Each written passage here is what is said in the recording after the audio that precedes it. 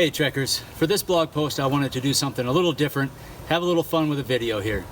So what I'm going to do is I've laid out all the gear that I'm bringing on our first discovery trek, Seek the Clearwater, with 3 days down on the Selway this weekend.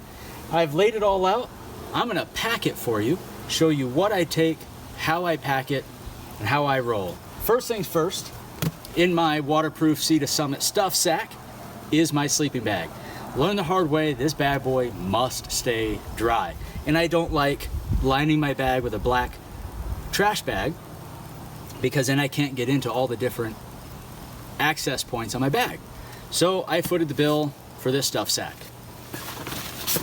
And if I get it in tight enough, I can take my Big Agnes air pad and stuff it right beside it in the same compartment. And that is the base of my bag.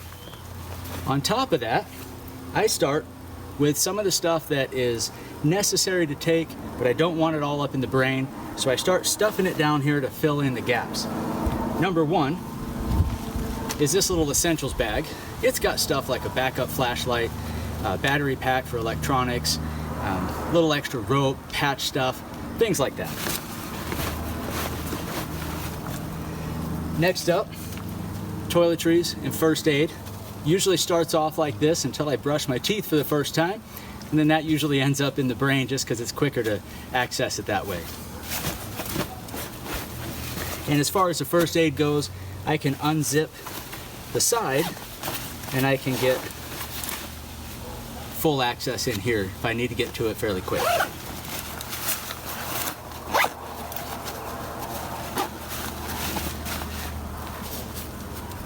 Rain cover for the backpack. Rain cover for my head, so the rain jacket. And that I like to put in there because it can stuff down really well when I start putting some pressure on it. Same with the rain pants. Natural next step, bag of clothes. And this is a little bigger than normal because I'm gonna have half of these clothes on my body when we set out.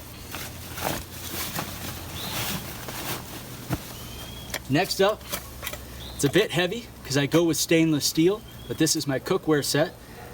Stainless steel because I can use it on my stove or I can use it in the fire. Fuel can, plenty enough for all my coffee and cooking for the 3 days, and I'll definitely have some left over. On top of that, I bring a Kindle e-reader and a journal to write in. And that's what goes in here. On the outside, well, of course, then I'll put my food on top of that. Outside here, I will start with my Gerber hatchet.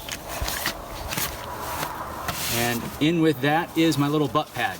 Just cut off of a cheesy foam sleeping pad that you can get from Walmart for like $5 or something like that.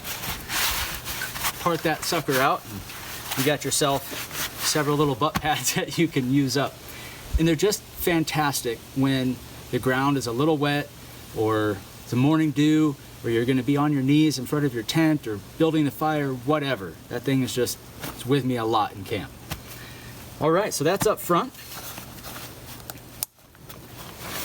Into the brain is going to go the map, the do-rag. Thing has so many purposes. I usually take two. Keep one in with the dishes. It stays the dish rag, and keep the other one on me. My water filter of choice is the Be Free 3-liter bag by Catadine, if I'm saying that right.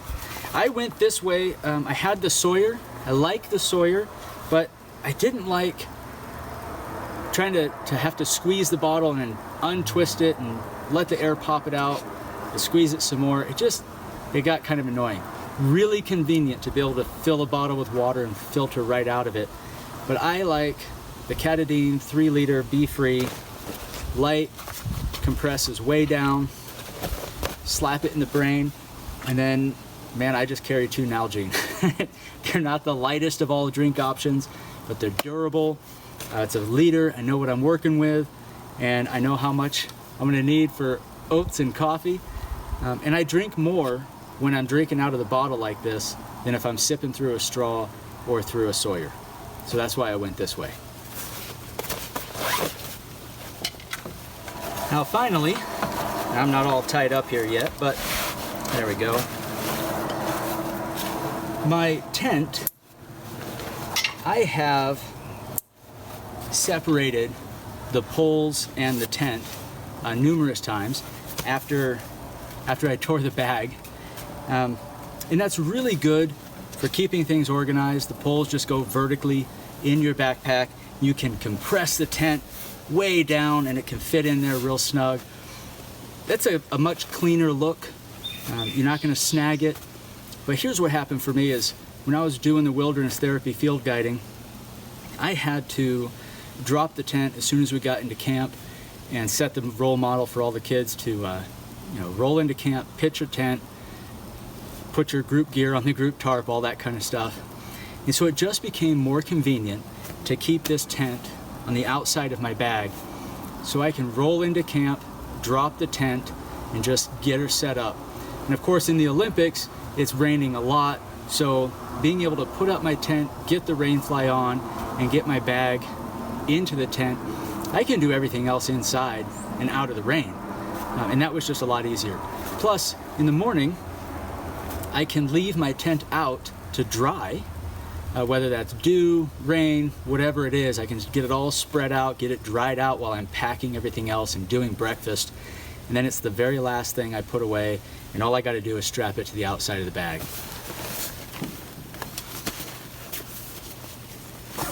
I think that's pretty much it. We'll pack my food in here, and I'll do a once over on my gear checklist, but that's it. How do you pack your stuff? What do you take? What do you consider essential? What have you learned to let go of? I'd love to hear it all. Can't wait to see what you got on trail, and we'll see you guys Friday. Thanks a lot for watching.